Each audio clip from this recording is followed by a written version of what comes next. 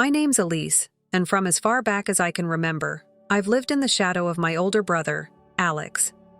He's 3 years older than me, and apparently, that 3-year head start was enough to make him the golden child of our family.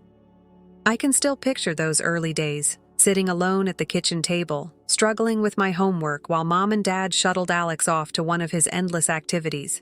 If it wasn't a piano recital, it was a debate club meeting or some new competition his teachers insisted he enter. "Alex is so talented," Mom would gush to anyone who'd listen. "He's going to be someone special." Meanwhile, I quickly learned not to ask for much. Once, I mentioned I wanted to take an art class at the community center. Mom had just smiled, her voice tinged with regret. "Maybe next semester, sweetheart. We've already stretched the budget for Alex's piano lessons." That pattern repeated itself over and over. Whenever Alex showed even the faintest glimmer of interest in something, my parents would move mountains to nurture it. But when it came to me, well, there was always a reason why it wasn't the right time. Things came to a head during Alex's senior year of high school. I was 15, sitting at the dinner table while Mom and Dad unveiled their latest big plan. "We've been saving up," Dad announced, beaming with pride. "Alex is going to Westbridge College." My heart sank. Westbridge was one of the top schools in the country, and from the way Mom and Dad were talking, they'd spared no expense to make it happen. "That's not all," Mom added, practically glowing. "He'll stay in the family apartment near campus, no rent, of course. We want him to focus entirely on his studies." As Alex's face lit up with excitement, I forced a smile and pushed my food around my plate. That night, lying in bed, the truth hit me like a freight train. If they were spending so much on Alex, there was no way anything would be left for me. But instead of crying about it, I made a plan. The next day, I visited my grandparents' antique shop. Grandpa listened intently as I explained my situation. "Well, Elise," he said, his eyes twinkling with a mix of sympathy and mischief, "I could just give you the money for college, but I think you'd appreciate it more if you earned it yourself. What do you say to working here after school?" I jumped at the chance. While Alex packed up for his new life at Westbridge, I started my after-school shifts at the antique store. Grandpa taught me the ropes, from cataloging items to negotiating sales, and Grandma would drop by with snacks and stories about the treasures we sold.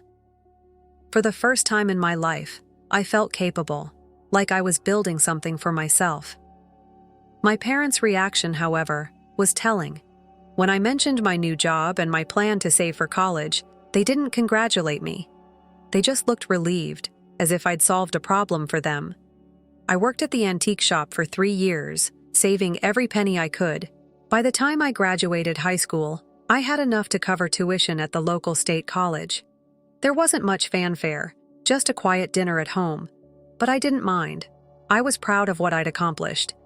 As I started my freshman year, living at home and taking the bus to campus, I promised myself one thing. No matter what happened, I wouldn't let anyone hold me back. College was supposed to be a fresh start. I was 18, eager to prove myself, and determined to make the best of my new chapter. But living at home kept me tethered to old frustrations. Every morning, I'd wake up early, catch the bus to campus, and spend hours juggling classes and part-time shifts at a local cafe. It wasn't glamorous, but it was practical, and practicality was all I could afford. By the end of my first year, I'd managed a perfect 4.0 GPA. I thought maybe, just maybe, my parents would acknowledge my hard work. But any hope of that vanished when Alex's graduation from Westbridge stole the spotlight. Our house transformed overnight. Mom and Dad planned an elaborate party, inviting what felt like the entire town. Relatives I hadn't seen in years showed up, and neighbors flocked to celebrate Alex's incredible achievement. I spent the party in the kitchen, arranging appetizers while Alex made his grand entrance with Sarah, his new girlfriend. She was all smiles, blonde curls bouncing as they walked in hand. "Everyone!" Alex announced, commanding immediate attention.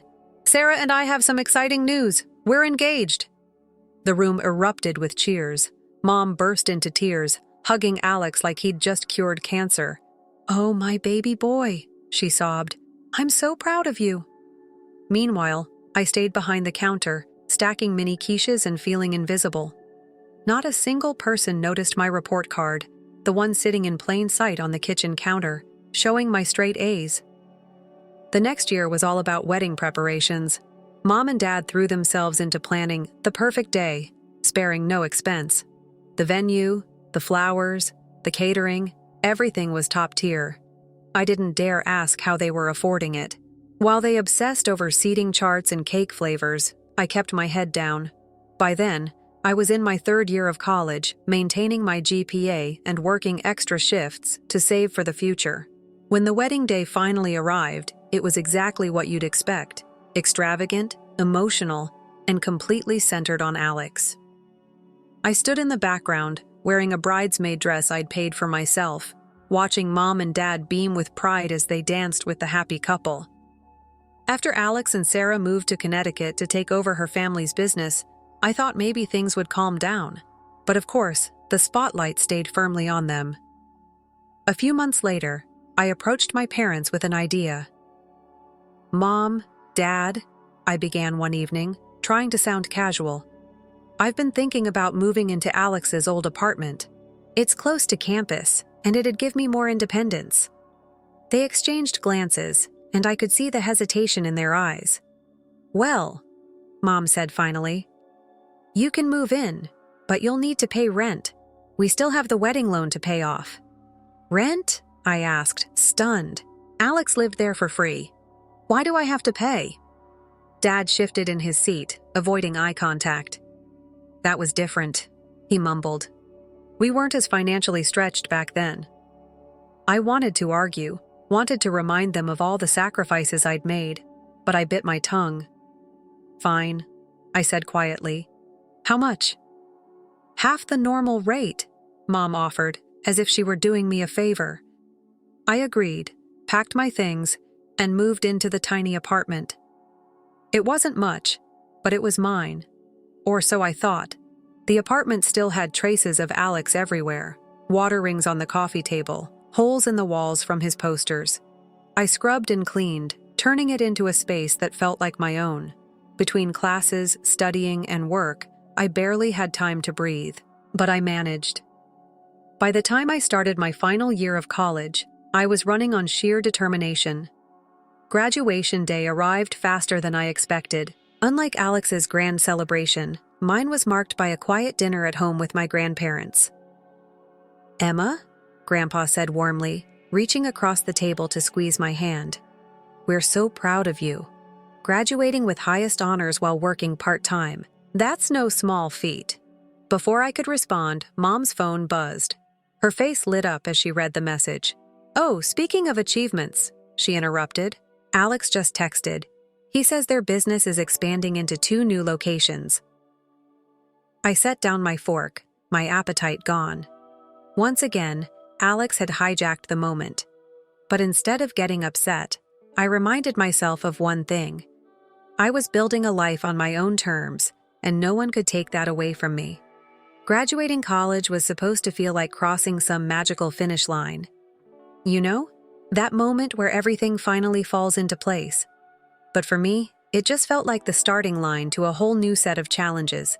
Within 2 weeks of graduation, I landed a position at Hallman Associates, a respected marketing firm in the city. The starting salary was better than I'd dared hope for, and for the first time in my life, I felt like I could actually start building something for myself. That feeling lasted exactly 3 days. Mom showed up at my apartment unannounced, her face a mix of forced cheerfulness and determination. "Elise," she said, settling onto my worn-out couch as if she owned it. "Now that you're working full-time and making good money, we need to talk about your rent." I blinked at her, confused. "What about it?" "I'm already paying half like we agreed." "That was when you were a student," she replied, her tone matter-of-fact. "Now that you have a real job, it's only fair that you start paying the full amount." I stared at her, speechless. "Mom, Alex lived here rent-free for 4 years. I'm already covering utilities, and you want me to—" She cut me off with a wave of her hand. "This isn't about Alex. This is about fairness. You're making good money now, and your father and I have expenses. The wedding loan, the house maintenance. It's not like we're asking for much. I wanted to scream. Fairness. That word didn't even exist in our family. But I bit my tongue and agreed, knowing there was no use arguing. Life settled into a routine. I worked long hours, poured everything into proving myself at the firm, and dutifully paid full rent on an apartment that still carried faint echoes of Alex's college days. A year passed like this. I got a promotion, started saving for a car, and tried to focus on my own goals. But the peace didn't last. One evening, Mom called with the kind of tone that immediately put me on edge. "Elise," she began, not bothering with pleasantries, "we need to talk about your brother." I sank onto my couch, bracing myself. "What about him?" "There's been some trouble," she said, her voice tight. "The business in Connecticut, well, it's gone bankrupt. Alex had a falling out with Sarah's parents, and they're not speaking anymore. He and Sarah are moving back here, with Tommy." "Okay," I said cautiously. And, she continued, as if it were the most obvious thing in the world. "They'll be staying in the apartment." I almost dropped the phone. "Wait, what? This is my apartment. I've been paying rent here for years." "Elise, don't be dramatic," Mom said, her tone sharp. "Your brother has a baby to take care of. He doesn't have anywhere else to go. So let him stay with you and Dad," I shot back, my voice rising. "We don't have the space," she snapped. "And besides, the apartment is large enough for all of you. You'll just have to make some adjustments." Adjustments? That turned out to mean giving up my bedroom. On moving day, Mom arrived with Alex, Sarah, and their mountain of baby gear in tow. "Elise," she said briskly, hands on her hips, "clear out your room. We're turning it into a nursery for Tommy." I stood frozen in the doorway. "Where am I supposed to sleep?" "The couch, of course," she said, as if it were the most reasonable thing in the world. I stared at her incredulous. "I pay full rent here. You're kicking me out of my own bedroom?" "Don't be selfish," she snapped. "Babies need proper rooms." And just like that, my bedroom became a nursery. My belongings were crammed into a corner of the living room, and the couch became my new bed. The next few months were a waking nightmare. Alex spent his days sulking in his apartment, scrolling through job listings he had no intention of applying for. Sarah alternated between crying and arguing with Alex over diaper duty, while Tommy's constant wailing filled every corner of the space. I tried to stay out of the chaos, burying myself in work and spending as little time at home as possible, but the mess and noise were inescapable. Dirty dishes piled in the sink, toys littered the floor, and laundry overflowed from the hamper. At first, I ignored it, but when ants started showing up in the kitchen, I gave in and started cleaning up after everyone. I cooked meals that Alex and Sarah ate without so much as a thank you. I did laundry, took out the trash, and kept the apartment running, all while paying the full rent. One evening, after a particularly long day at work, I decided to extend an olive branch. "Alex," I said, keeping my voice neutral, "we have some openings at my company. I could put in a word for you with HR. The benefits are great, and the starting salary's decent." He looked up from his phone, his expression one of pure disdain. "An entry-level position? Are you kidding me? I'm a businessman, Elise. I don't do entry-level." I bit back my frustration. "Well, it might be a good way to start rebuilding. You could—" "Don't lecture me," he snapped, cutting me off. "You don't know anything about what happened. My in-laws set me up to fail." He stormed off to his room, my old room, leaving me standing there fuming. That night, as I sat on my couch bed reviewing my bank statements, the reality hit me. My expenses had nearly doubled since Alex and his family moved in. I was working myself to the bone, while they contributed nothing. I couldn't keep living like this. Something had to change. The breaking point came 2 weeks later. I was sitting on my couch bed, trying to focus on work documents while Tommy wailed in the background. Alex and Sarah were having their fourth argument of the day, this time about whose turn it was to buy formula. The doorbell rang, and my parents walked in without waiting for anyone to answer. Mom's face had that familiar look, the one she wore before delivering bad news she expected me to accept without question. Elise, she started, her voice brisk. We need to discuss the rent. I set my laptop down and stared at her. What about it? I already pay the full amount. Yes, but starting next month we're doubling it, she announced, as if this were perfectly reasonable. I blinked, convinced I'd misheard. Doubling? Mom, that's ridiculous. I'm already paying market rate. If anyone should be paying more, it's Alex and Sarah. They're the ones using all the utilities and… They can't afford it right now, she interrupted, her tone sharp. Your brother's been through so much. He needs time to get back on his feet, and the extra rent will help us cover household expenses. I couldn't believe what I was hearing. You're asking me to pay double rent to sleep on a couch in my own living room? How is that fair? Fairness isn't the issue, Mom replied, her expression hard. This is about family. Alex needs support, and you're in a position to help.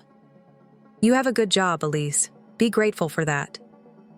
I looked around the room, taking in their faces. Dad avoided eye contact, like he always did when Mom laid down the law. Sarah stood in the doorway, smug satisfaction written all over her face. And Alex, he didn't even bother to look up from his phone. Something inside me snapped. Fine, I said quietly. Double rent, starting next month. Mom smiled, satisfied, and they left soon after. But that conversation was the final push I needed. That night, as I lay on the couch trying to sleep, I overheard Alex and Sarah talking in the kitchen.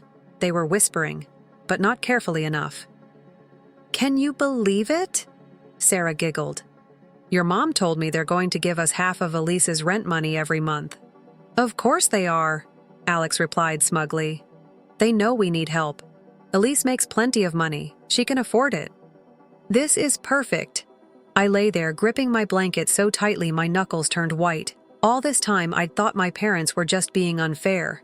But this was a calculated scheme. They weren't just enabling Alex.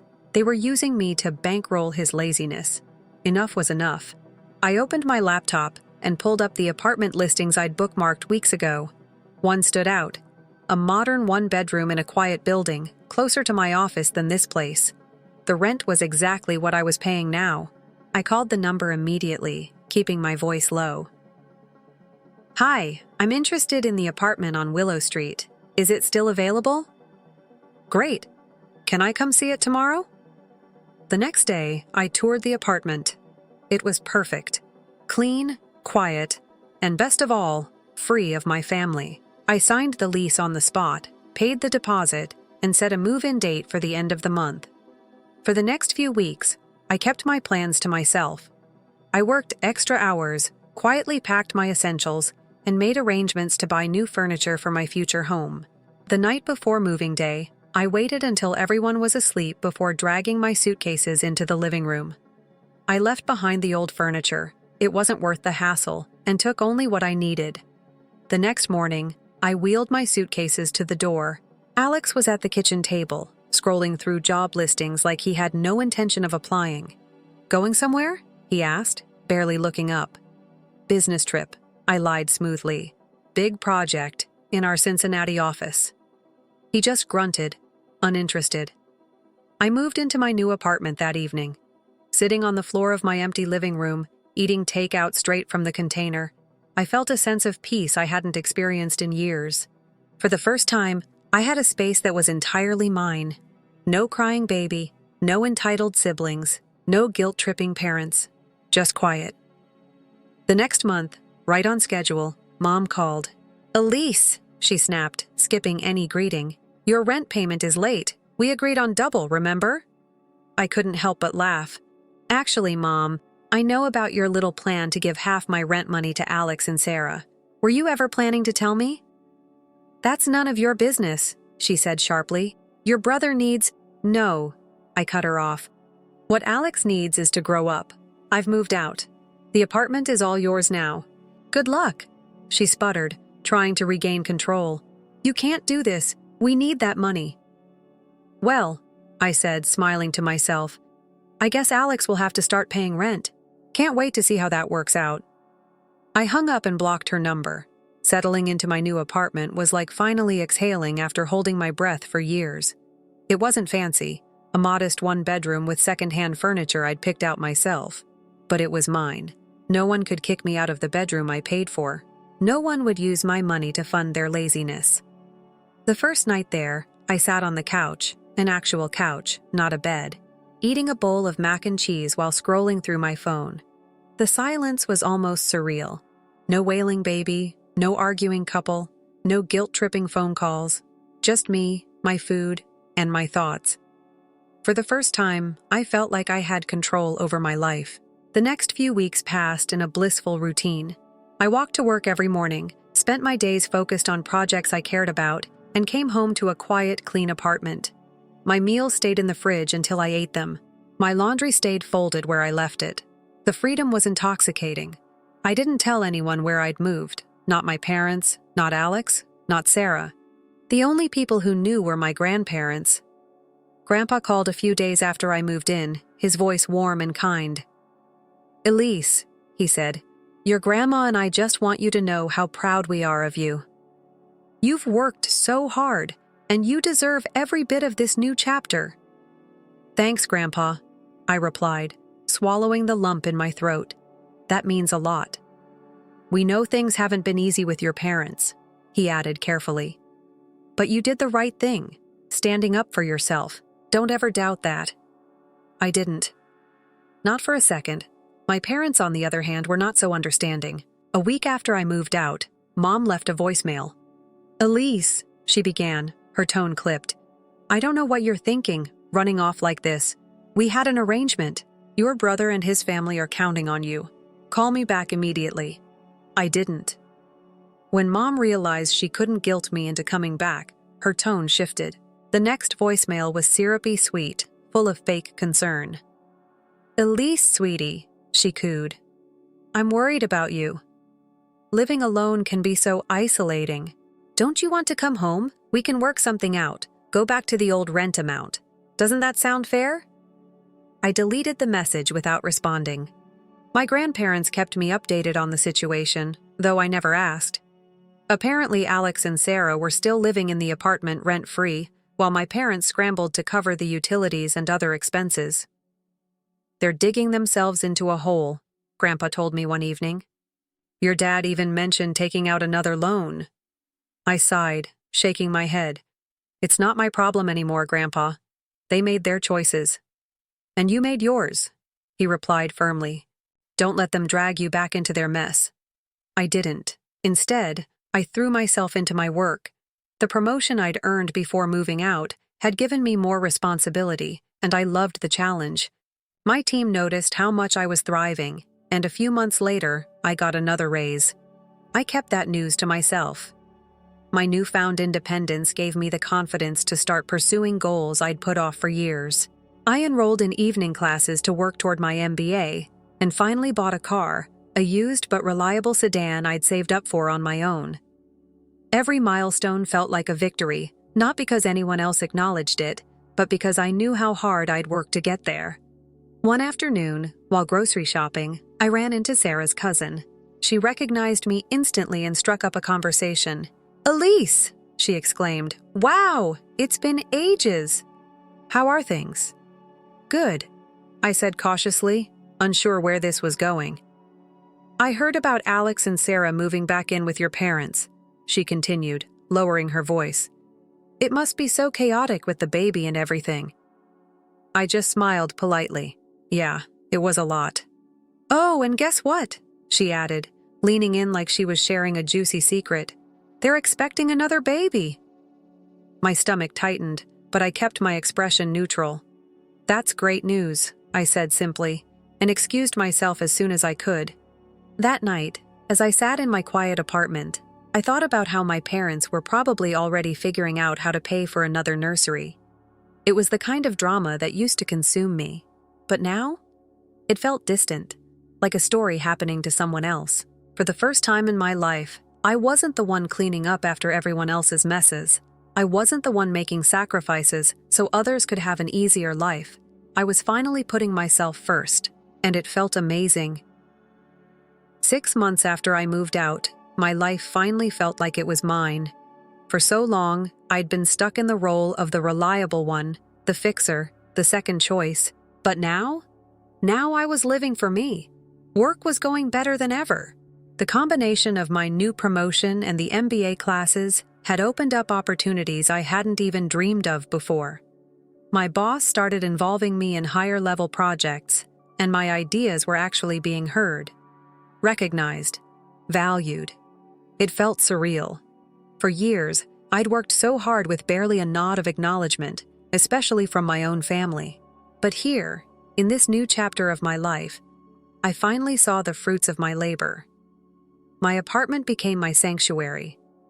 I took my time decorating it, filling it with things that made me happy: soft rugs, cozy lamps, and plants I somehow managed not to kill. I even framed a few of my college certificates, hanging them proudly in the small space I called my home office. Most nights, I'd sit on my couch with a good book or catch up on a show, sipping tea in the peaceful silence. It was a simple routine, but it was everything I'd ever wanted. My parents still tried to reach out occasionally, but I kept my boundaries firm. I'd learned the hard way that they only called when they needed something.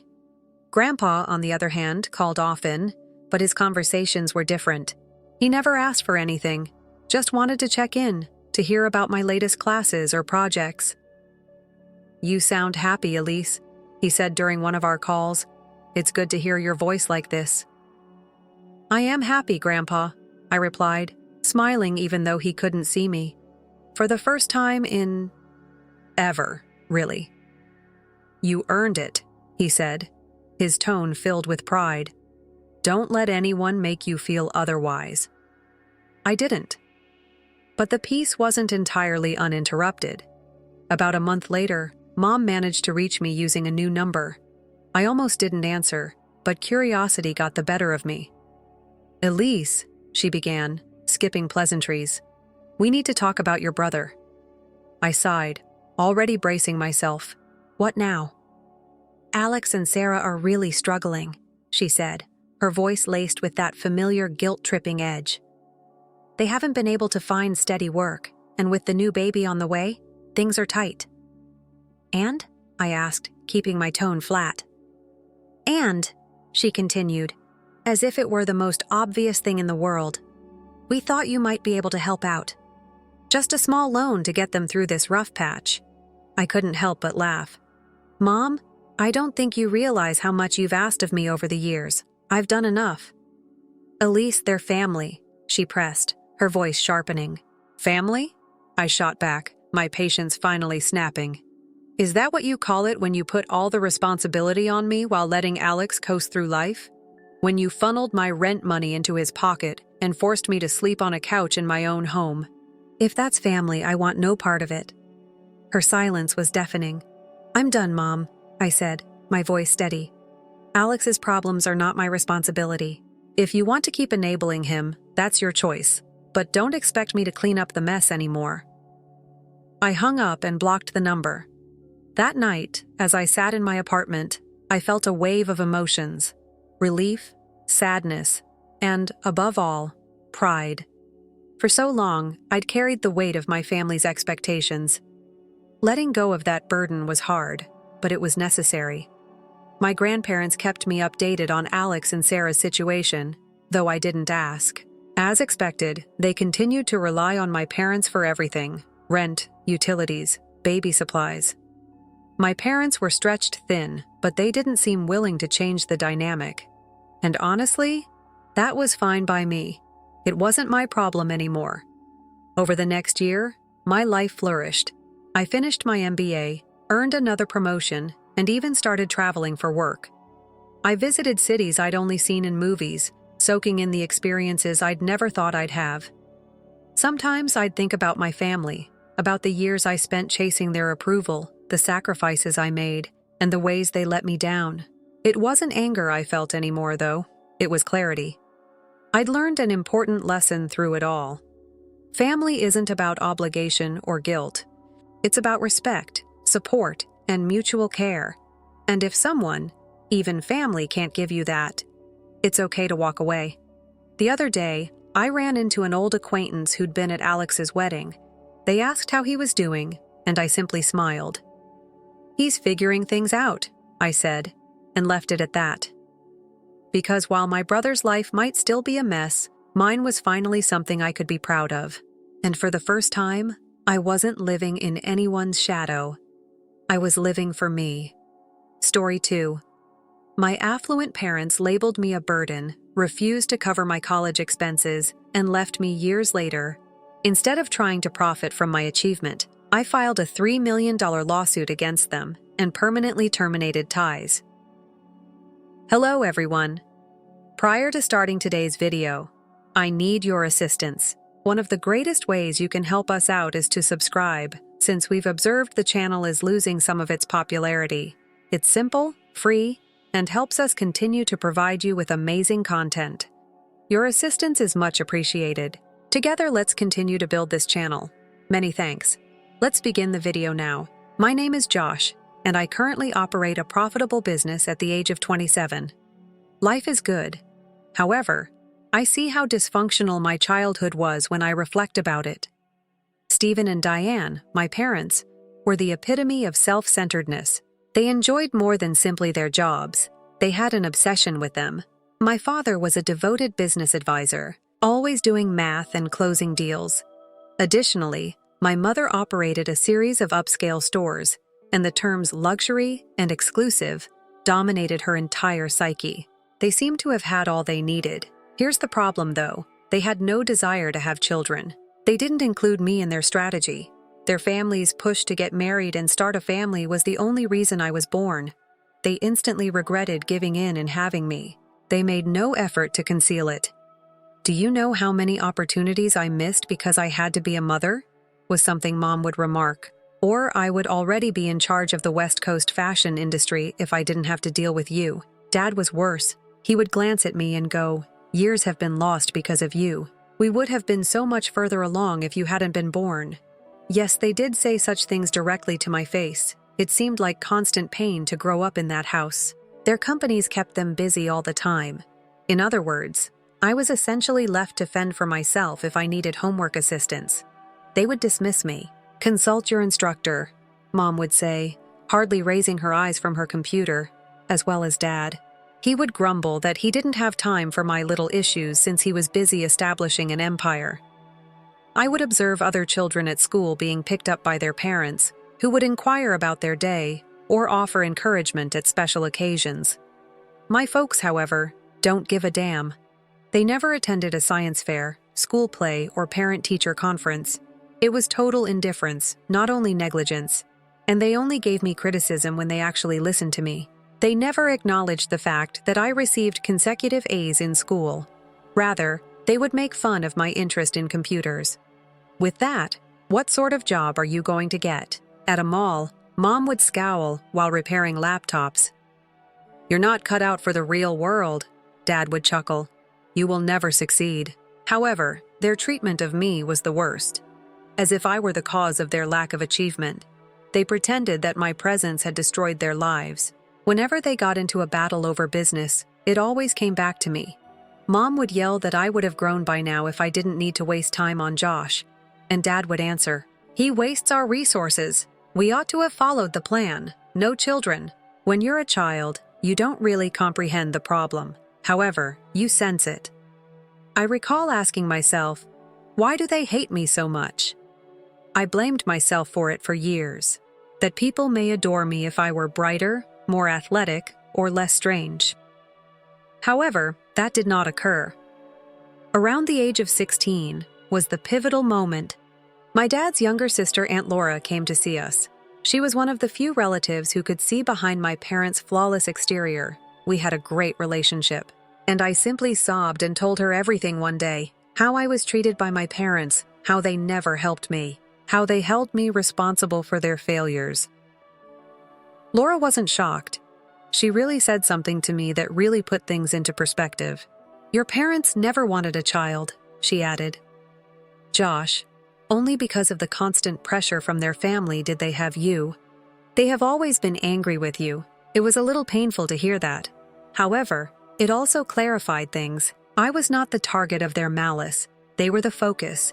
Instead of seeing me as a person, they regarded me as a barrier. I stopped attempting to gain their favor after that. Why even bother? They would never approve of whatever I did. I began concentrating on myself instead. I pushed myself into my studies and began to consider how I might leave their home and start a new life. The problem is that I wasn't just ignored by my parents. They made a conscious effort to undermine me. They informed me they wouldn't cover tuition when I first started applying to institutions, even though they could easily afford it. I pleaded with them, "This is my future." Dad, however, only chuckled. "You've got no future. You'll wind up doing computer repair for minimal salary," he added. That was the final straw. I was aware that I couldn't depend on them. I would have to construct my own future if I want one. I had been saving money from odd jobs and teaching assignments by the time I was 17. I was resolved to escape even though I knew it wouldn't be enough. My folks didn't give a damn. Indeed, they urged me to go as soon as I received my high school diploma. Mom smirked and replied, "Don't let the door hit you on the way out." A few weeks before turning 18, I packed my things and moved in with Aunt Laura. She was not wealthy. Her modest apartment, where she worked in sales, seemed more like home than my parents' estate ever did. My parents never done what Laura did, kindness. "I can't promise to fix everything, but I'll help you as much as I can," she replied, staring me in the eye when I first came. "You are no longer alone." And what do you know? I genuinely felt like someone had my back for the first time in years. Choosing a college was the first challenge. I had been admitted to a respectable institution, but my parents had not provided any financial assistance. It was like climbing Everest without any equipment to pay for it. Aunt Laura started working right away. She didn't sit around and hope for miracles or moping. "We're going to apply for every scholarship grant and loan out there," she remarked as she seated me at her little dining table. "We're going to receive free money if it's available." It wasn't simple. Many scholarships required essays, interviews, or evidence of financial need, and the majority were extremely competitive. The writings were good. I could have written a best-selling memoir about my parents' abuse, but it was more difficult to persuade others that I deserved it. Even though my parents weren't giving me a thing, their income precluded me from several financial aid programs. Laura and I were filling out applications one day, and I recall it. "It's crazy how your parents' money counts against you when they're the last people who would actually help," she added, sighing as she examined one of the papers. She was not mistaken. I had the impression that the system was biased against me. I finally got a couple scholarships after weeks of preparing applications, getting references, and navigating the red tape. To my great relief, one of them paid for 80% of my tuition, the last 20%. Laura demanded that she cover it herself. I had a disagreement with her over it. She cut me off, even though I didn't want to be a burden. She said firmly, "Josh, it's not a hardship to help you." Living with Laura was more than simply a survival situation for your family. It was about healing, too. She didn't hesitate to criticize my parents' actions. For what purpose? It was violent. She would say things like, "Josh, you deserved better," or, "It's not normal for parents to treat their kid like a business liability, and it's acceptable to be enraged over it." I learned from those discussions that I wasn't the issue. They were the ones. I was working odd jobs to earn money for living expenses, while Laura helped me with my college-related tasks. I did everything from working the late shift at a nearby diner to teaching math students in high school. Even though it wasn't much, it felt fantastic to make my own money, even though it was tiring.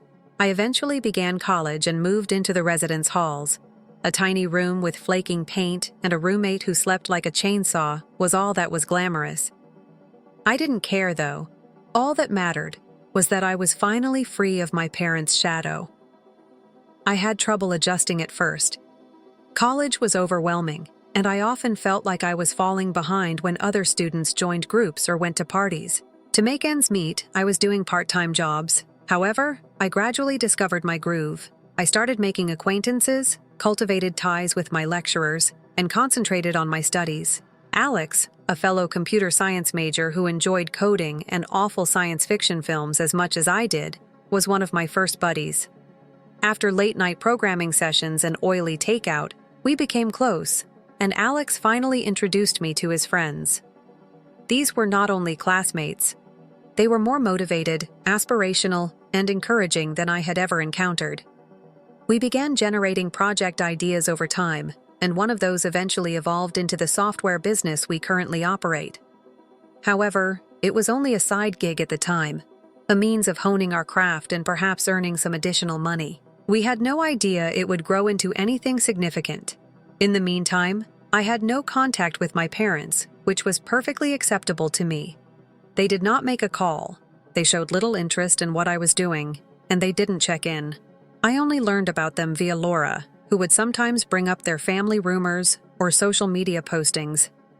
It seems that they were still living up to their ideal lifestyle. I occasionally went to party hangouts and pretended not to go because I missed them. I didn't. However, I was aware that they were most likely giving their pals a distorted account of the facts. They can remark, "We gave Josh everything, but he wanted to go his own way," or "Josh chose to leave." I was furious at the idea of their rewriting history in that way. I wanted to confront them and expose their deceit. Laura, however, consistently cautioned against it. She would say, "Josh, you're doing great on your own. Avoid letting them get you down." Things began to improve at the conclusion of my first year in college. I was doing quite well in my subjects. I felt like I had a purpose at last, and my side business was taking off. But the most crucial element, I demonstrated to myself that I was independent of my parents. Every accomplishment and advancement was solely me. The hardest choice of my life had been to leave their home. It was the greatest one, though. For the first time, their unrelenting negativity and criticism didn't hold me down, and I could be myself. I vowed to myself that year to keep them out of my life forever. Regardless of my level of achievement or their efforts to wiggle their way back in, they would never be able to harm me again. In retrospect, I believe that choice. My healing really began when I decided to cut them out completely. My life had completely changed by the time I reached my final year of college. I was no longer merely getting by. I was doing well. With Alex and a couple of other pals, my side project had grown into something more. What had begun as a little software effort in our dorm rooms was becoming more and more popular.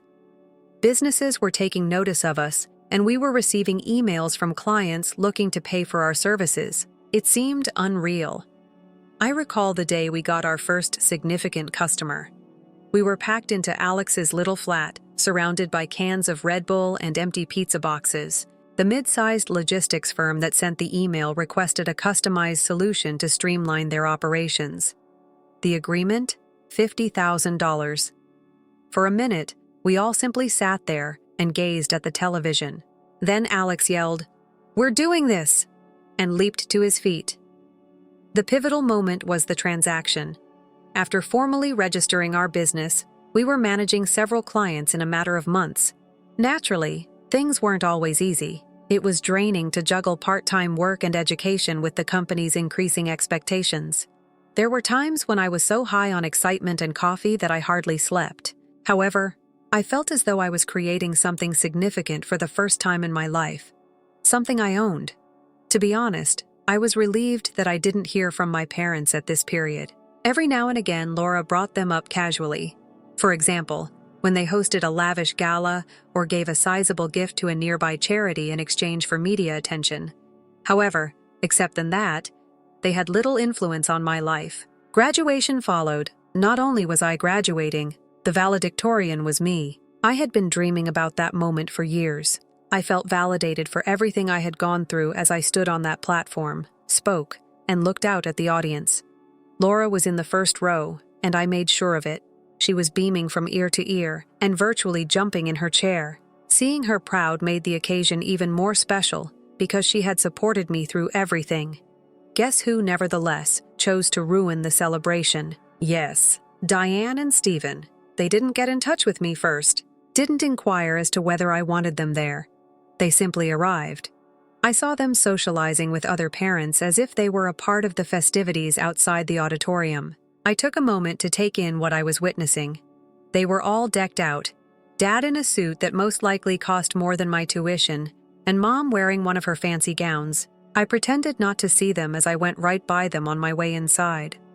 I refused to let them spoil my day. I wanted to rejoice with Laura and my friends after the wedding, but they were there as soon as I went outdoors.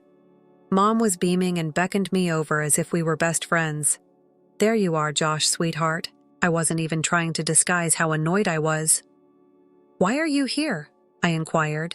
Mom's smile wavered, then swiftly returned. "We wish to be present on your special day. The family is really pleased of this occasion." Family? I nearly laughed when she used that term with such bravado. Dad added his voice. "The valedictorian is you. That is a tremendous accomplishment. We wouldn't be missing it at all." I gazed at them for a while, attempting to determine if they were merely self-centered or suffering from delusions. Most likely both. "You were unaware that I was valedictorian. You're not here because you care about me," I said, "but rather because it suits you." That struck a chord. Dad's cheeks flushed, and Mom's smile disappeared entirely. He responded, "That's not true." But his tone lacked conviction. "Really? You told me I had no future the last time I saw you, so I shot back. You refused to assist me with college and threw me out, and now you're proud. Parents. Don't hurt me." Laura intervened at that moment, perhaps noticing that I was only 2 seconds away from causing a commotion. "Josh," she murmured softly, "together with your buddies, let's go celebrate." They stood there looking startled as I pivoted on my heel and left. Laura, Alex, and the rest of my pals joined me in celebrating that evening. We went out for drinks, drank to the future, and laughed till our sides ached. My folks. They weren't finished, but I didn't think about them again. They made an effort to get in touch throughout the next weeks. In addition to leaving voicemails and emails, they also sent a handwritten letter, an idea that was undoubtedly Mom's. In all of them, Dad wouldn't bother. They stated that all they wanted was to get back in touch and reunite as a family. I didn't believe it. All my life they had made it quite evident that I was only a bother to them. They wanted to get back in now that I was successful. Yes. No. I ignored them at first, but they began to show more confidence. A common family acquaintance once sent me a message congratulating me on my accomplishment and expressing how happy my parents were. They had apparently been telling people that they had always been there for me and had played a big part in my success. The final straw was that I just emailed them once. "Don't get in touch with me again.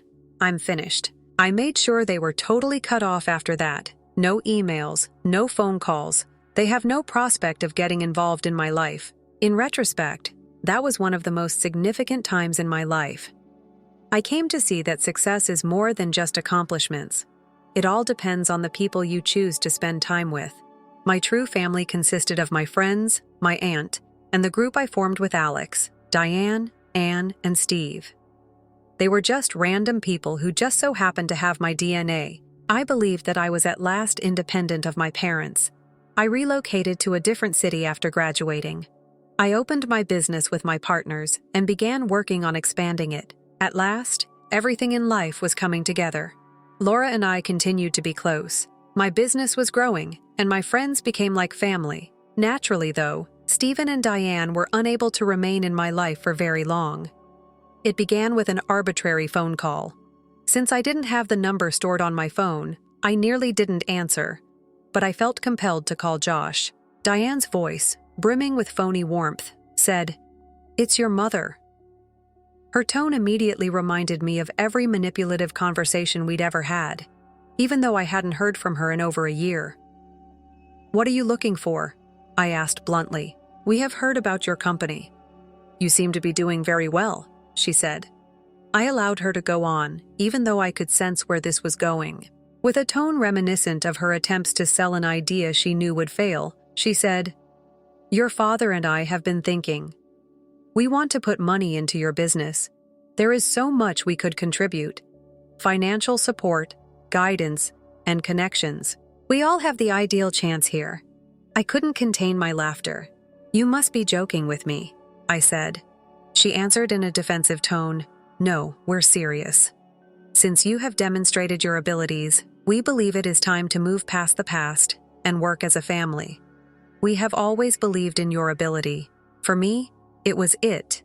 Do you wish to collaborate as a family?" With a stern voice, I said. When I was applying to colleges, where was that enthusiasm? Or when I was living in my dorm on ramen because you declined to assist? The only reason you're interested now is because you believe you can profit from me. Diane stammered as she tried to think of an excuse, but I ended the call before she could say anything else. I should have known better than to assume that would be the end of it. I woke up to a complete mess the next day. Messages from Alex and my other business partners were flooding my phone. They had all seen the same thing, a Facebook post from my parents that tagged not just me, but also my business and all of its employees. It was a masterwork of deception and deceit. They said I was a scammer, that I had cut them out of my life after utilizing their money to advance in my career, and that my business only existed because of their kind financial assistance. Because they tagged my clients, business partners, and even some of our investors, they gave the impression that I was a pampered brat who had abandoned those who had given me everything. The post quickly gained popularity. Comments began to flood in, enraged at individuals as well. It was a dress for my livelihood or challenging my business, not just a way to acquire money for growing things. To enhance their own egos, they were dragging my narrative through the dirt. I knew I had to reply once I collected myself, and Alex persuaded me not to throw my phone out the window, but I didn't want to go to their lengths and start a heated debate on Facebook. I don't work that way. Rather, I chose to let the facts do the talking. The thing is this: when I was still living with my parents, I had receipts. I began filming films of their actions. Initially, I only did it to keep myself sane and to remind myself that their actions and words weren't typical. However, as time passed, I came to see that those recordings may serve as my defense if I ever had to demonstrate how terrible they were. I had video of Stephen telling me I would never amount to anything, Diane scolding me for wanting to go to college, and both of them candidly stating they wished I had never been born. I shared those videos and a thorough essay outlining the truth about my relationship with my parents on my public Instagram account. I said that they didn't want me at all, how they were attempting to take advantage of my accomplishments after evicting me when I turned 18. I didn't embellish, but I also didn't hold back. The fact alone was devastating enough. The reaction was tremendous. The post became viral within hours. People were spreading it, criticizing my parents for their falsehoods, and leaving comments in shock. The discourse quickly changed in tone. All of a sudden, everyone supported me. However, the consequences for Diane and Stephen were severe. They began to distance themselves from their friends, co-workers, and even clients. Laura informed me that the outcry was so severe that Mom was forced to delete her boutique's social media accounts due to the deluge of hate mail. Excellent, but I wasn't finished yet. I spoke with Sarah, my attorney, and gave her the rundown. After glancing over the Facebook post, she declared that it was defamatory. We intend to file a lawsuit. Sarah was not a fool. She submitted the papers in a matter of days, pointing out the damage to my business as well as my personal reputation. The rest of the crew, including Alex, was totally on board. They had personally witnessed the effects, as investors hesitated to proceed and clients withdrew from transactions. My parents were terrified when they received the lawsuit. Diane left me a string of frantic voicemails that alternated between irate accusations and heartfelt apologies. Naturally, Stephen decided to be stern and left a single note that said, "Josh, you're making a big mistake. It won't work out well for you." "Yes, Father, since you have such a strong record of making accurate forecasts." I didn't answer. I let Sarah take care of everything while I concentrated on repairing the harm to my company. My colleagues and I personally contacted each client and investor, outlining the circumstances and presenting evidence of the truth. Although it took a lot of effort, it was worthwhile. Most of the confidence we had lost had been restored by the end of the week. On the other side, my parents were beginning to see how badly they had miscalculated. When my parents were slammed by the lawsuit, they didn't just go insane. They were no longer strategic. They went into full pandemonium mode, rather than keeping quiet or employing a competent attorney to handle things discreetly. In an attempt to portray themselves as the victims, they began phoning every member of the family and sobbing about how I was ruining their lives. The irony? Most of these relatives had not been contacted in years. All of a sudden, Stephen and Diane began contacting everyone, even my mom's estranged sister and distant relatives, to beg for pity. In an attempt to persuade Aunt Laura to withdraw the lawsuit, they even had the gall to phone her, Laura being the fierce woman that she is. Put an end to them right now. She made it clear to them that they were solely responsible for their own actions. Josh has no debt to you. You made your bed, she said. Lay in it now. She hung up after that. I continued to concentrate on the case in the interim. Sarah was putting in extra hours as she gathered evidence, filed papers, and prepared for what was expected to be a significant court battle. In addition to telling me that we had a strong case, she forewarned me that my parents would use every conceivable tactic to avoid accepting accountability. She was not mistaken. My parents' next attack came about a week after the lawsuit was filed. Once more, they made an attempt to discredit me in public. Instead of posting on Facebook again, they began reaching out to local media sites and presenting themselves as the misguided parents of a brutal tech CEO. In fact, their tale was published in one of the smaller local newspapers. The piece was a jumble of flat-out falsehoods and half-truths. It characterized me as an unappreciative son who had abandoned his devoted parents after they had made so many sacrifices for me. They told a complete falsehood when they said they had helped me pay for college and that I had abruptly stopped talking to them. I was incensed when I saw the piece. I was no longer being attacked by my parents. They made a concerted effort to damage my standing in the neighborhood. Sarah promptly included the article to our defamation case once I forwarded it to her. However, I wasn't just going to let them dictate the story. I made the decision to escalate. I met with Alex and my other business partners the following day to talk about our plan. They were all in favor of going public once more, but with greater context and clarity this time. According to Alex, people must be aware of the entire story. For too long, you've been far too kind. I thus created a new Instagram post. I did more than just share the videos this time. I posted screenshots of my parents' old emails and texts from years ago. Messages in which they said clearly that they didn't care about my future, termed me a waste of time and money, and declined to assist with education. I also immediately responded to the item in the local newspaper, denying all of their falsehoods. I included letters for my scholarships, bank statements proving I had paid for my own tuition, receipts, and even a touching message from Aunt Laura that she had sent to me during my first semester. Within hours, the post went viral. Tens of thousands of people liked and commented on it. People were furious with the newspaper for publishing such a biased report, not just at my parents. The story abruptly changed once the post was taken up by other media. On the internet, my parents were being disparaged. People criticized them for their falsehoods in a barrage of comments on social media. Stephen's LinkedIn profile vanished inexplicably, and Diane erased even her personal profiles. They were obviously feeling the heat. The emails then arrived. Diane wrote me a lengthy, meandering note that alternated between threats and apologies. She stated she never intended to damage me, and that she had only gone to the media because she felt trapped. She pleaded with me to remove my postings, claiming that the negative reactions were ruining their lives. Naturally, Stephen adopted a different strategy. He sent a brief and irate email. "Josh, you're playing with fire. If this doesn't stop, we'll take you to court for invasion of privacy and defamation." I sent Sarah both of the emails. She smirked and replied, "Let them try. They have nothing to stand on." 2 weeks later, the court case was formally opened.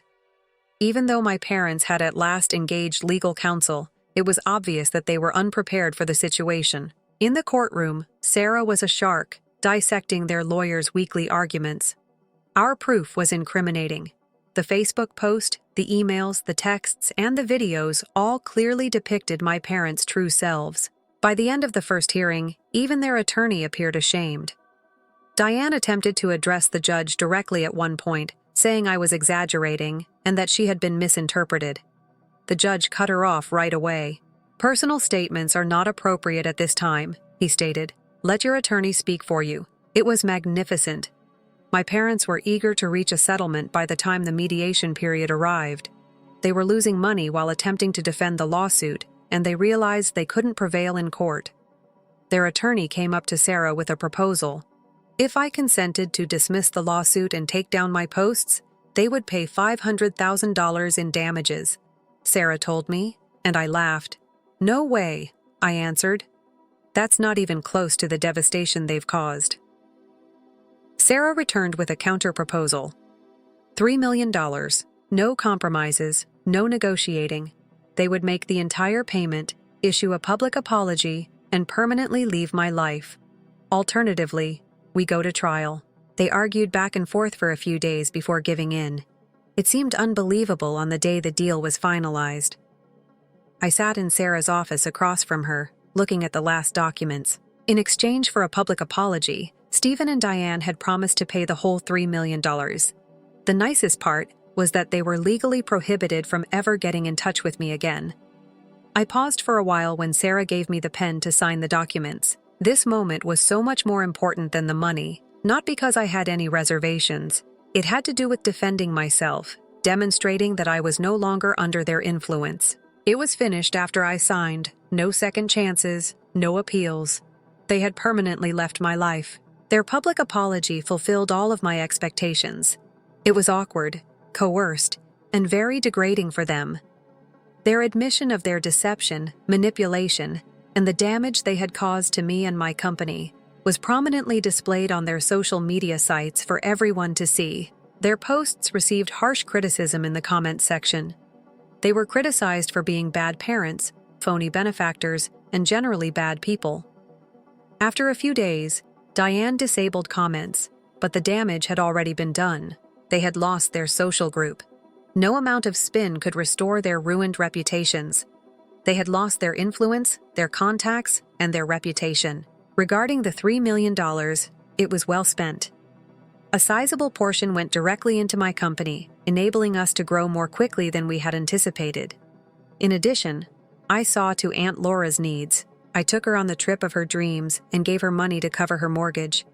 Italy, for a month-long vacation. To be honest, that was the least I could do for the lady who saved my life when I had no one else. Yet she still sobbed when I informed her. Life has been calm ever since. My company is doing really well. I've created a life I'm proud of, and my friends are still at my side. I feel like I'm in charge of my own story for the first time. Rather than continuing to live under the shadow of Diane's and Stephen's selfishness, do I ever consider them? I occasionally ponder whether they regret the decisions they made, or if they're still sitting in their large home, accusing me of being responsible for all of their problems. But to be honest, I don't give a damn. Their existence, their falsehoods, and their ideas. I don't care about any of it anymore. That's my narrative then. It was a little crazy and disorganized, but everything turned out well in the end. Please don't let your toxic parents or relatives to define you. Create your own life. Be in the company of individuals who genuinely care about you, and when they attempt to bring you down, don't be scared to fight back. In any case, Redditors, I appreciate your time. It's time to relax and take pleasure in the life I have created for myself. Story 3. My Mom Threw Me Out is the title of this tale. Misappropriated my college funds and substituted my stepsister for me. She is now pleading with me to let her reside in the house. Grandpa left me this inheritance. Hello everyone. Prior to starting today's video, I need your assistance. One of the greatest ways you can help us out is to subscribe, since we've observed the channel is losing some of its popularity. It's simple, free, and helps us continue to provide you with amazing content. Your assistance is much appreciated. Together, let's continue to build this channel. Many thanks. Let's begin the video now. Have you ever noticed that your mother uses you as a stand-in for someone else? Yes, it is the beginning of this tale. I am Lily, a 23-year-old woman, and I considered my family to be typical until I was 13. I considered my dad, Ethan, to be a superhero. My mom, Fiona, is always there and always loved. She was more of a never-satisfied perfectionist, actually. Dad made growing up in a little 2-bedroom apartment seem lovely, so it didn't feel like a struggle. Weekends were spent creating forts in the living room, growing balconies, and making handmade pancakes. Fiona. She would linger in the background, generally murmuring that we needed a larger space or more funding.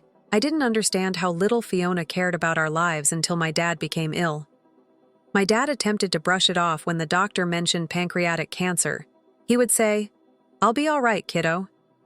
but his weary eyes told me the truth. He wasn't doing well. The man who used to lift me up and swing me about was hardly able to handle a coffee cup on the day of his death after months of suffering.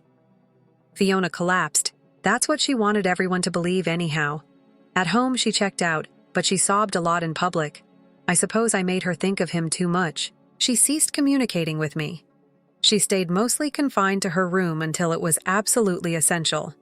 I'm not sure what I would have done if it weren't for Grandpa Henry. Grandpa wasn't only a substitute parent. He was everything. Like it was the most natural thing in the world, he took me in. I found refuge in his lovely old Victorian home. After weekends became weeks, I soon found myself residing there full-time. Grandpa never voiced any complaints. Not once. He would only say with a smile, "Family was always supposed to fill this house." Fiona would occasionally contact me, primarily out of duty. The exchanges were brief and hurried, as if she were crossing things off a to-do list. She would inquire about school, pay little attention to my responses, and then quickly leave to attend to something else. I grew accustomed to the pain. My true family was now my grandfather. Then, without warning, Fiona arrived at Grandpa's house. A bright Saturday morning. She was radiant, sporting cosmetics and a bright yellow sundress as if she were going to a party. "Pack your luggage, Lily." She smiled as if she had won the jackpot and added, "You're coming home." I went cold. What? Why? As if it were the most commonplace thing in the world, she chirped, "We're starting fresh." Grandpa didn't say anything, but he appeared to be as perplexed as I was. I believe he wanted me to decide for myself, so I went. Perhaps Fiona has changed her ways, I thought. Perhaps she wished to mend our relationship. I was mistaken, boy. The moment we entered the apartment, a tall man and a girl, who appeared to be a few years younger than me, were standing in the living room. Fiona approached them almost dancing. "Meet Mia and Greg, Lily. They now belong to the family." Greg nodded and smiled sternly at me. Mia, however, had the arrogant appearance of someone who was already plotting how to ruin my life. "Hello." Feeling like a visitor in my own home, I mumbled. I was still standing there in disbelief, but Fiona pretended that this was some sort of major reunion and that we were all one big happy family now. Living with Greg, Mia, and Fiona, it was similar to playing a supporting role in someone else's family drama. However, I didn't apply for the position.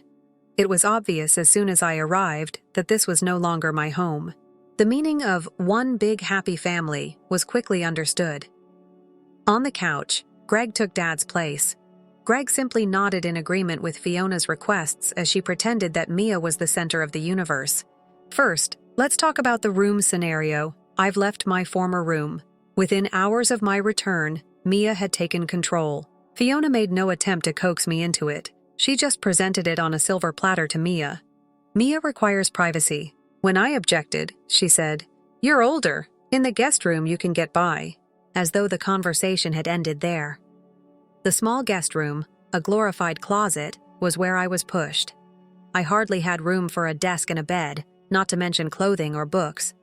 It was immediately apparent that I was not a member of Fiona's ideal little family. I was only an idea after the fact. Mia quickly established herself in my room. She covered the closet with clothing I would never be able to buy, put boy band posters on the walls, and strung string lights. Even if I wanted to keep anything in there, she didn't ask. Every time I passed the door, it felt like a kick to the face. "Can I take some of my books off the shelf in there, Mia?" One day, I inquired. She gave me a look as if I had asked her to give me a kidney. "I suppose. But please don't damage my belongings." Her belongings? I had my books in my room, but it didn't seem to matter anymore. But it was more than the room. Fiona was so deeply partial that it seemed as though she had forgotten I was even there. Mia requested ballet instruction. Fiona made no hesitation at all. That same day, she took out her wallet and enrolled Mia in private lessons. I pleaded for dance lessons as a child. We couldn't afford it, Fiona had informed me. I brought this up, and Fiona waved me away. "Lily, Mia is incredibly talented.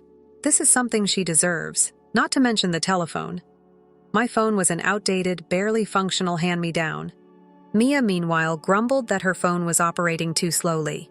Fiona went to buy her the latest iPhone as a result.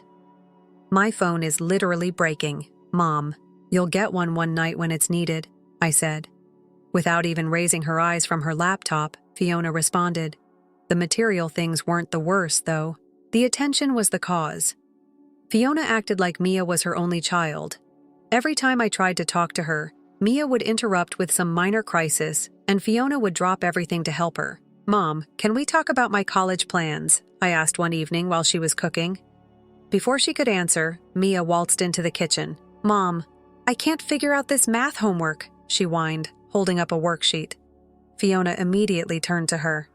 Oh, sweetie, let me help you. But what about later, Lily? Fiona said, brushing me off like I wasn't even there. Later never arrived. Mia was also the queen of passive hostile comments. She had this knack of making me feel tiny without outright stating anything. Oh, I didn't know you were still wearing those shoes, she stated one day, staring at my worn footwear.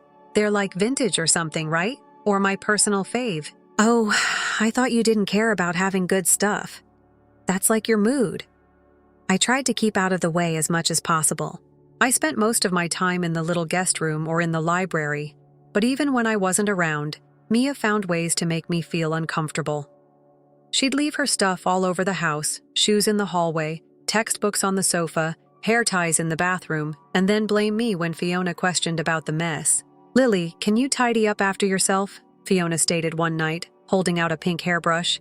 It was obviously Mia's. I said, that's not mine. Fiona, however, was unwilling to listen. Simply take it up. It's not really important. And it wasn't just Fiona. Greg did not fare much better. He pretended that Mia was a genius who was impervious to harm. Greg would always add his 2 cents whenever Fiona made a comment about how wonderful Mia was. At supper one evening, he said, she's so dedicated, constantly learning and practicing ballet.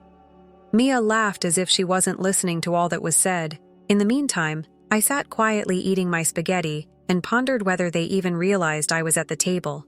When Greg did speak to me, it was usually in a patronizing manner. You ought to attempt to emulate Mia more, Lily. Once, he said. She's making great progress. I felt like screaming. I was putting a lot of effort into my studies, maintaining good marks, and making plans for college. But it didn't matter since I wasn't Mia. I made the decision to put back one day. You know, Mia doesn't have to be the center of everything. The table became quiet as I mentioned it over supper. Fiona gazed at me as if I had developed a second head. That's inappropriate, she remarked in a voice. Mia appears to be acclimating to a new family dynamic. You must be more encouraging. Helpful. She wanted me to be encouraging since I was barely surviving. At that moment, I realized that things would not improve. I was no longer considered Fiona's daughter. I served just as a hindrance and a reminder of a life she didn't desire. Conversely, Fiona believed that Mia was the ideal daughter, obedient, attractive, and eager to please Greg. He was willing to comply with whatever that pleased Fiona. I became less and less active at home. To escape being at that house, I would go on lengthy walks, hang out at the library, or stay late at school. I preferred to see as little of Fiona, Greg, and Mia as possible. However, I knew in my heart that I couldn't stay away from them forever. Commencement. I was unaware at the time that every battle would be altered by that encounter. I felt more and more like I was going to battle with Fiona as graduation drew near. Every time we had family dinners, she was all smiles and phony excitement, but I could see the tension rising. She seemed to be holding out for the perfect opportunity to blow me away. I had been secretly organizing my escape in the meantime, filing documents, applying for financial assistance, receiving acceptance letters, and sending college applications. I had no intention of letting Fiona or anybody else ruin this for me. My ticket out was Dad's education fund and I wasn't going to throw it away. I decided to give the news to Fiona after dinner one evening, in the hopes that she wouldn't be upset if I presented it as good news. Naturally, though, she discovered a cause. Mom, I have some great news, Greg. I began speaking in a calm tone. I was accepted to State University. For a moment, I'm going to study business management and finance. There was silence in the room. I had the hope that Fiona would surprise me and be pleased for me. Instead, she and Greg exchanged a gaze that made my stomach turn. Lily, actually, she answered, putting down her fork. After some discussion, Greg and I have decided that it would be best for you to forego attending college at this time. I blinked. What? Greg cleared his throat as if he were going to make a major statement. Lily, not everyone is cut out for college. We believe it would be more sensible for you to begin working as soon as you graduate. If you still want to go to school later, you can save up some cash. Despite my racing heart, I made an effort to remain composed. I don't have to put money aside. That's why my dad left me a college money. Uncomfortable on her chair, Fiona moved. Concerning that money, I went cold. How about it? Mia has been doing quite well at school. Fiona spoke in a lovely voice, as if she were trying to persuade me that this was a good thing. We believe it would be preferable to utilize the funds toward her schooling because she has so much potential. What I was hearing was unbelievable. Would you like to contribute Mia my college fund? Greg said, sounding arrogant and pompous. Lily? She's really skilled. It's the proper course of action. You ought to wish to stand by your sister. Stepsister? With a trembling voice, I snapped. And no, I'm not interested in giving her my money. The last thing my father left me was that fund. You cannot simply accept it. Fiona's expression became stern. Quit being so self-centered. We are a family. Families share. Families are not robbed of one another. I fired back. I own that money. The conversation is over. Fiona wasn't finished, though. Maybe you don't belong here if you can't support this family, she said in a cold tone. I tightened my chest as I gazed at her. Really? Are you throwing me out? Since I won't give you what's mine? Fiona did not blink. Yes. If you're going to behave in this manner, you're poisonous. Lily, that type of negativity is not necessary for our family. Like a small lapdog, Greg nodded along. Naturally, Mia simply sat there grinning. The expression on her face said louder than words could. She had already won, she knew. I stopped trying to argue. What was the purpose? Fiona had expressed her disinterest in me. Her golden kid, Mia, and her ideal small family were all that mattered to her. That evening, I packed my belongings, putting whatever I could in a few trash bags. Fiona was of no assistance. She didn't even visit my room to bid me farewell. As I dragged my belongings out to the curb, Greg remained hidden, presumably too afraid to face the consequences. Mia passed me with her phone. When she stated it, she didn't even glance up. Goodbye, Lily. I hope you work things out. I felt like screaming at her, but why would I do that? I phoned Grandpa Henry instead. His voice was firm and comforting as he urged, "Come home, Lily. Here, you'll always be welcome." For the first time in years, it felt like breathing again when I moved back in with Grandpa. I didn't have constant tension. He did not inquire as to why I had left Fiona's place. "I'm proud of you for standing your ground," he remarked, and stopped there. The initial days were difficult. Thinking about Fiona, I kept playing back the fight, wondering if there was anything I could have said to help her understand. But I knew in my heart that there wasn't.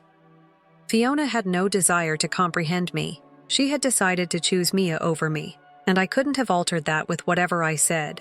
I poured myself into my college preparations with the intention of succeeding. If Fiona believed that without her, I would fail. A surprise was in store for her. From tuition payments to transferring into the dormitories, Grandpa helped me organize everything. Even on my first day, he gave me a motivational speech while driving me to university. As he assisted me in moving my belongings into my dorm, he remarked, "Your dad would be so proud of you." I only needed to hear that. It was years before I heard from Fiona again. No emails, texts, or phone calls. And that was a relief, to be honest. I didn't want her explanations or phony apologies. I had had enough of her and her poisonous relatives. College fulfilled all of my needs. Liberty. No more Fiona breathing down my neck and a new beginning. I became pals. I worked part-time to keep myself occupied and excelled in my studies. My only ties to home were with Grandpa. He always found time to come see me on college throughout the holidays, and I contacted him every few days to keep up. "Lily, remember where you come from." He would remind me of my tenacity and that you had your dad's heart. Make good use of them. Greg, Mia, and Fiona, in the meanwhile, silence on the radio. They faded into the past. Years passed with no calls or texts, which, to be honest, was perfectly acceptable to me. They obviously didn't care that I had shut them out of my life. I was glad to conclude a chapter in my life. Or so I believed. However, as they say, tranquility is temporary. I was unaware that Fiona was still plotting in the background. I and the things she believed she was entitled to were still on her mind. She also recognized an opportunity to seize what wasn't hers when her grandfather went away. However, her plan didn't work out this time. I received the call in the midst of my last semester. My phone buzzed as I was leaving my hostel after finishing a morning lesson. My stomach turned as I saw Fiona's name appear after years of nothing. I paused. The decline button has a thumb hovering over it. I was tempted to send it straight to voicemail, but my curiosity won out. "Hi there," I responded while already preparing myself. She read from a script, and her voice sounded flat. "Last night, your grandfather passed away. Thursday at 2 p.m. is the funeral time, at the Hartford Funeral Home." That was it. No sympathy, no warmth, no recognition of the heartbreaking nature of this news. She might have just as easily been directing me to the DMV. As the words set in, the phone fell out of my grasp. Grandpa had left. My rock, my refuge, my only remaining true family, lost. I was sitting on the floor crying onto my knees when my roommate discovered me. She made no inquiries, simply sat by me and listened to my tears. Thursday arrived far too quickly. I was wearing a black dress that felt suddenly too tight and scratchy when I got to the funeral home early. Since Grandpa wasn't around to put things right, everything felt off. It was all about Fiona, and I half expected her to arrive late wearing something gaudy. She didn't let us down, which was surprising.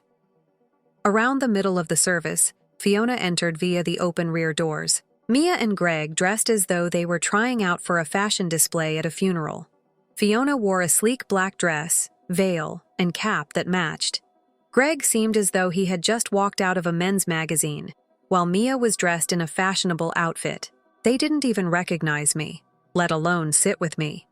They chose to sit at the rear instead, as if they were VIPs attending a secret function. As if to gauge the amount of attention she was receiving, Fiona's gaze darted across the room, taking in every face. It was difficult for me to ignore them and concentrate on the service. My grief was exacerbated by the fact that the entire situation felt like a performance for Fiona. Desperate for some solace, I immediately went to my grandfather's house after the funeral. When I got into the driveway, however, I discovered something that made my blood boil. Garbage bags were strewn all over the front lawn. I initially believed that there might have been an accidental trash dump there. It wasn't garbage, though, as I approached. It was my belongings. The torn trash bags containing my books, photo albums, clothes, and mementos spilled out onto the grass. The small fragments of my existence that were treated like trash were my early memories. My key did not work when I tried it in the front door. Someone had replaced the lock. I stood trembling with anger and incredulity. As soon as the door opened, with a smug smile on her face, Fiona stood in the doorway, still dressed in her funeral gown. "Good, I see. You're here to gather your belongings," she remarked nonchalantly, like if she were helping me. "Now, this is my home. As his only child, I am the legitimate heir to my father's estate now that he has passed away." I looked at her and tried to think of anything to say. Even waiting until after the funeral was not an option. She gave a shrug. "Why prolong things? I have to make room for me. By the way, she's getting your former room. A larger bedroom has always been her dream." She was chilly. I was rendered speechless by calculated brutality. I didn't want to argue. I simply packed my car with as much of my possessions as I could manage. I sat in my dorm room that night, surrounded by trash bags, unable to process what had just transpired. I hadn't only been duped by Fiona. She treated Grandpa with the worst disdain. I considered contacting an attorney or taking some other action to defend myself, but I wasn't even sure where to begin. I felt helpless, like if Fiona had triumphed once more. However, a few days later, I received a call from Miss Lily, Grandpa's attorney. His voice was stern but calm as he spoke. "Regarding your grandfather's will, I'm phoning at 10 a.m. On Thursday, we will read it. Are you able to come?" I had no idea what to anticipate. What else could there be when Fiona had already claimed the house? I nonetheless consented to go. I wanted to hear what Grandpa had to say, if nothing else. When I arrived at the lawyer's office on Thursday morning, Fiona, Greg, and Mia were there. Fiona was already there, sitting in a leather chair and appearing to be the owner. "Why are you here?" Her tone was brimming with contempt as she questioned. "This doesn't require you. This is a family company." I sat down, ignoring her. What happened when Mr. Anderson, the lawyer, began reading the will really caught everyone in the room off guard. He started, "To my granddaughter, Lily.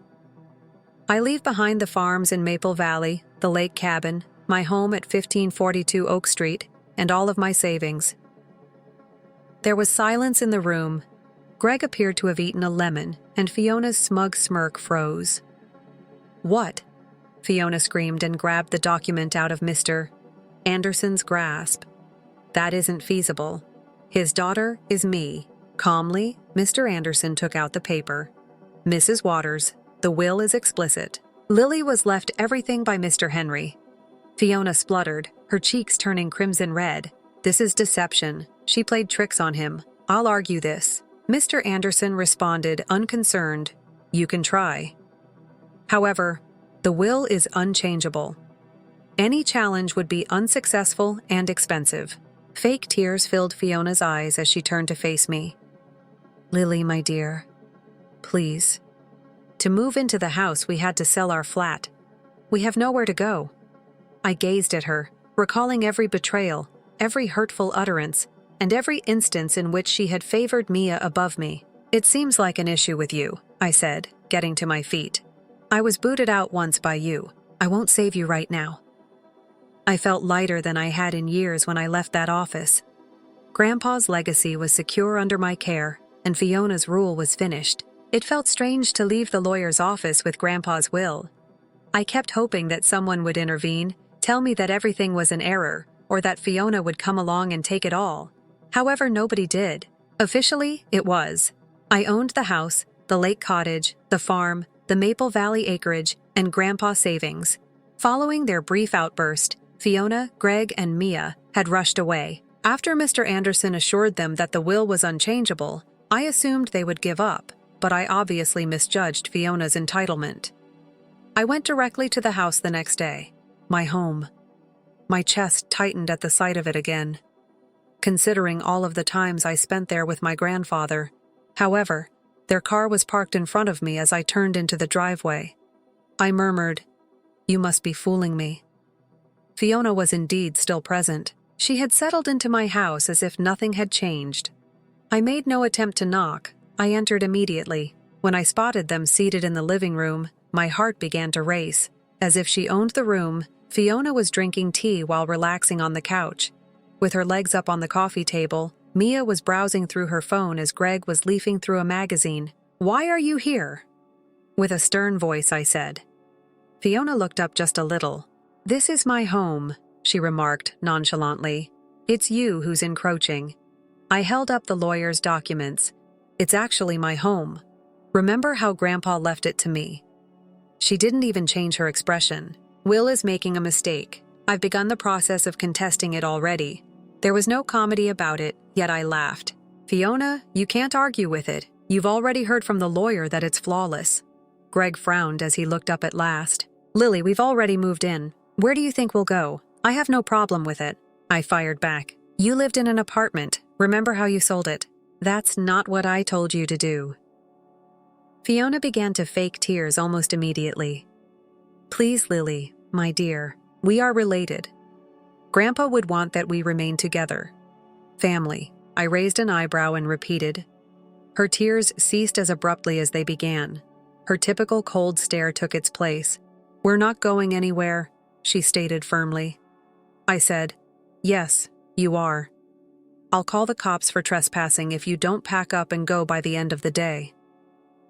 Before she could continue to dispute, I left. I could not possibly engage her in another argument over yelling. I conveyed the problem to a locksmith right away. In order to replace the locks, he consented to meet me at the home later that night. Fiona and her team were still there when I returned, and they had not packed at all. It's time to go." Standing at the doorway, I said. With her hands on her hips, she rose to her feet. "Lily, this is crazy. Are you aware of how difficult it is to discover a new location quickly? Show some empathy." "Kindness?" I said with a sour laugh. "When you kicked me out, where was your compassion?" When Mia did speak, it was with a tone of entitlement. "All you're doing is being petty. All this room is not even necessary for you. In any case, what will you do with it?" I shot back because it's whatever I want. "Now leave!" After a great deal of whining, they eventually began packing. Fiona continued to grumble about how unjust everything was. Mia pretended to bang cabinets and drawers while Greg pouted. I watched from outside as they packed their car with luggage and trash bags.